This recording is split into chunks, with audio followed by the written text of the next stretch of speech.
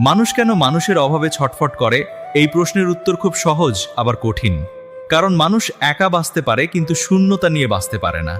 আর সেই শূন্যতা জন্ম নেয় তখনই যখন জীবনে কোনো একজন মানুষ শুধু মানুষ হয়ে থাকে না, সে হয়ে যায় অভ্যাস, আশ্রয়, শান্তি আর নিঃশব্দে বেঁচে থাকার একমাত্র কারণ। মানুষ কেন নির্দিষ্ট একজন মানুষের জন্য জীবন বিসর্জন দেয় জানেন? কেন তার জন্য কেঁদে কেঁদে চোখ ভাসায়, এমনকি তার মৃত্যু পর্যন্ত? কারণ মানুষ ভালোবাসা যুক্তির ভাষা বোঝে না, ভালোবাসার হিসাব করে না কে থাকবে কে যাবে। যখন মন কাউকে আপন করে নেয় তখন সে মানুষটার জীবনে বিন্দু বিন্দু হয়ে যায়।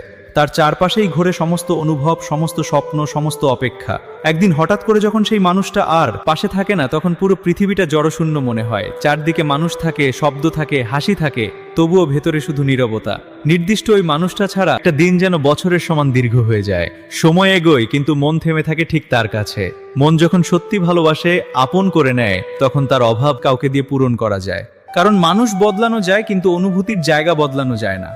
সে যে জায়গাটা নিয়ে যায় সেটা তার মতো করেই খালি করে দেয়। সেখানে কেউ বসতে পারে না, কেউ দাঁড়াতে পারে না। ওটা শুধু তার জন্যই ছিল। হাজার মুখের ভিড়ে, হাজার হাসির মাঝেও যদি সেই মুখটা না থাকে, তবে সবকিছু অপূর্ণ লাগে। বুকের ভেতর একটা অদ্ভুত থাকার শব্দ বাজতে থাকে, যেটা কেউ শুনতে পায় না, শুধু অনুভব করা যায়। তখন শুধু তার জন্যই বেঁচে থাকতে ইচ্ছে করে। আবার তার না থাকাতেই প্রতিটা বিশ্বাস ভারী হয়ে ওঠে।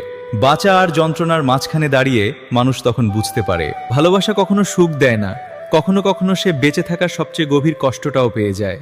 এই কারণেই মানুষ মানুষের অভাবে ছটফট করে। কারণ কিছু মানুষ চলে গেলে তারা শুধু মানুষ হয়ে থাকে না, তারা হয়ে যায় শূন্যতার।